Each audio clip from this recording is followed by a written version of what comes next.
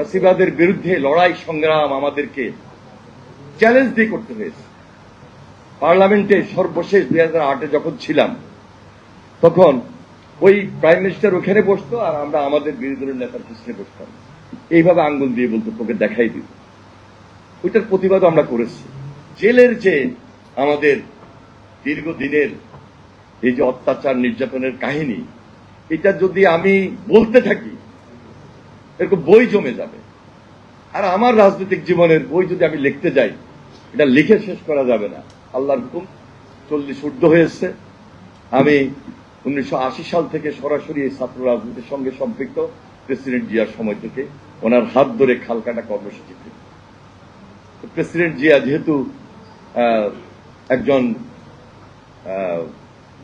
দেশপ্রেমিক নেতা ছিলেন, তিনি যে একজন মোমেন ছিলেন, ওই প্রকৃত মোমেনের পিছনে রাজনীতি করার সুবাদে আমি নিজে চেষ্টা করি তার আদর্শকে ধারণ করা। তার রাজনৈতিক দর্শন আমাকে উদ্বুদ্ধ করেছিল। বিদায় সর্বশেষ দেশনেত্রী বেগম খালেদা জিয়ার নেতৃত্বে আমার রাজনৈতিক উত্থান ছাত্র জীবনে। এখন পর্যন্ত অনেকেই বলে যে এখনো ছাত্রের মতোই লাগে, আপনার বয়স তো খুব একটা বেশি হয় নাই। তা আল্লাহর হুকুম সবাই দোয়া করবেন আমরা যেন মিলেমিশে পার্লামেন্টে যেভাবে কথা বলি বাইরে যেন সেটা রাখতে পারি। পার্লামেন্ট এবং বাইরের মধ্যে কিন্তু কিছুটা হলেও ডিফারেন্স আপনাদের মধ্যে আছে। প্রকৃতপক্ষে এই ডিফারেন্সটা থাকা উচিত না, কারণ ডিউ টু ফ্যাসিবাদের বিরুদ্ধে লড়াই সংগ্রাম আমাদেরকে চ্যালেঞ্জ দিয়ে করতে হয়েছে।